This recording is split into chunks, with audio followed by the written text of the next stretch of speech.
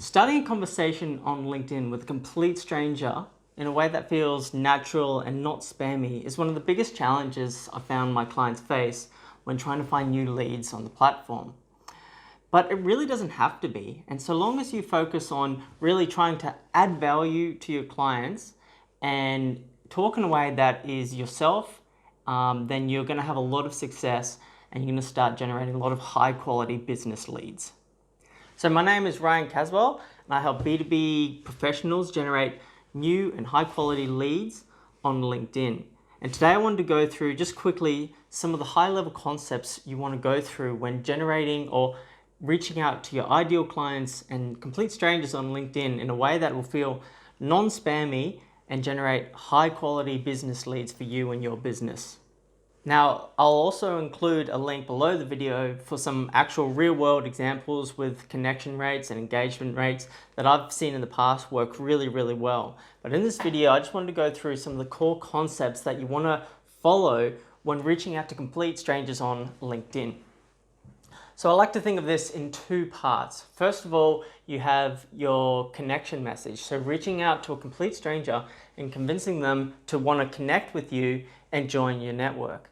And then once people have connected, it's a matter of how do you then get engagement? How do you progress that conversation in a way that lets people understand the value that you can provide enough to want to get on a call, have a meeting, and eventually work together. Now, for everything that you do in your messages, there's two key things that you're really going to want to focus on. And I'll write them on the board because they are important. I don't know where I can fit them. Let's say you're going to want to focus on, well, I'll put it in two. Something called with them, what's in it for me? What value are you going to provide?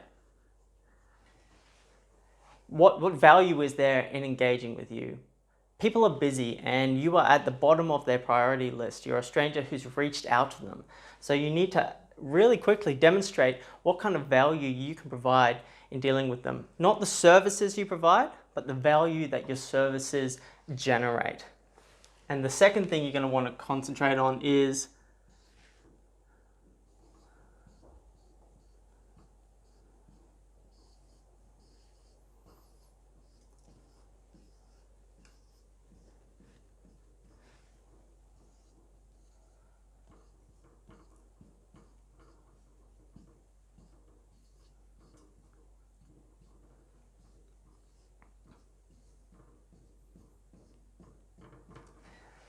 don't propose on the first date.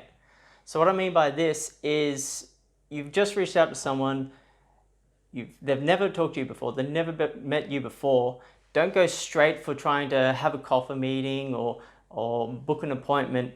Just start with something small. Try and add some value to them. Send them a resource that will help them out or something that requires the minimal effort to them. That initial first very easy step, make it as easy as possible. That's going to start them to learn more about you, to know you, and then to like what you do and to be able to build that trust enough to want to engage with you, talk with you, have a meeting. So let's quickly talk about the connection messages.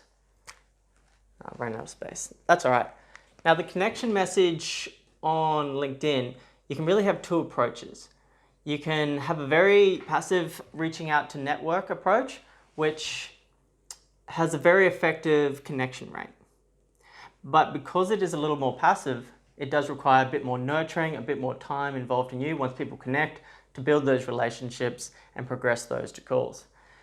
I suggest people who don't have an unlimited, essentially, supply of leads on LinkedIn and need to be very careful with who they with each and every single lead is to have a very, I guess, a more passive, less aggressive approach and just try and connect with more people. That way you grow your audience with the right leads and they're going to have visibility when you post content and you can slowly build that relationship over time. Now for people who have really strong value propositions, have a huge audience, can really focus on an engaged segment, you can be a little bit more forward in your connection message and go straight to the value you provide and the reason for wanting to connect. Now, this sometimes leads to a lower connection rate, but it really sets the tone of the conversation very well. So the idea of this, even though you get a lower connection rate, is that conversation is set on the right path, and it really limits the amount of time that you need to put in for every single person, every single conversation, and increase your ROI when you start looking at your time involved in this. So once again, I said I'll include a link to some good examples below that have got really good connection rates, so you can actually have a look at some real world examples. Next is, once people actually connect with you, you're going to want to start engaging with them. So the key here is, and something that I've found really effective, is just to thank people for connecting with you, and just quickly, in one sentence or less, just tell them what you do, the value you provide, your key value proposition, which is probably, if you've read my article on how to optimize your profile, which I'll include below as well, is basically your headline. It's, I help who accomplish, solve what with my services. So just thank them for connecting, let them know what you do, and suggest if they're ever interested in talking, to reach out and have a chat.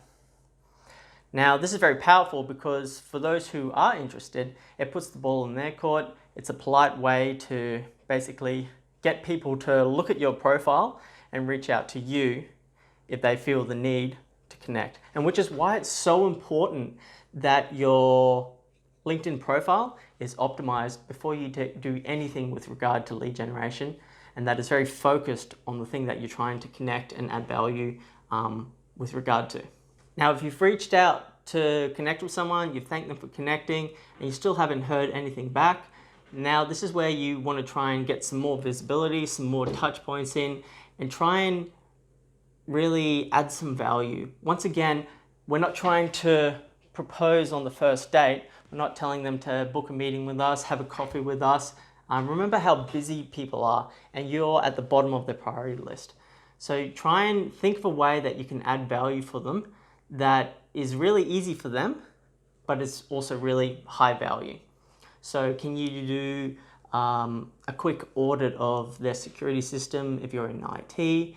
Can you offer them a great resource on how to optimize something in their business if you're in management consulting? Just something that, once again, is high value, but very easy for them to implement, have a quick read of, and start to get the idea of what you do and the value that you add. And remember, it does have to be good. If it's not good, then you may as well just not send anything. So do put some time and thought into how you can genuinely add a lot of value in that second message. A good point of reference is that it should almost be so good that you think, oh, should I be giving this away for free? And then that's probably enough in terms of messaging. You can get extra touch points in if you haven't heard from them through your content marketing and establishing yourself as an expert and the value that you add by putting out quality content on the platform. And like I said, I'll put a link to some really good real-world examples below this video. Encourage you to check it out and have a go at doing it yourself. Now, the most important thing here is that every industry, every person, every individual, every profile is different. Now, the only approach that will work is one that applies what you've learned and reviews it and reiterates it. So if you think you're just gonna get it perfect the first time around, make sure that you come in with a different attitude of trying things, measuring it, and trying different things if you're not getting results, and more of what's working.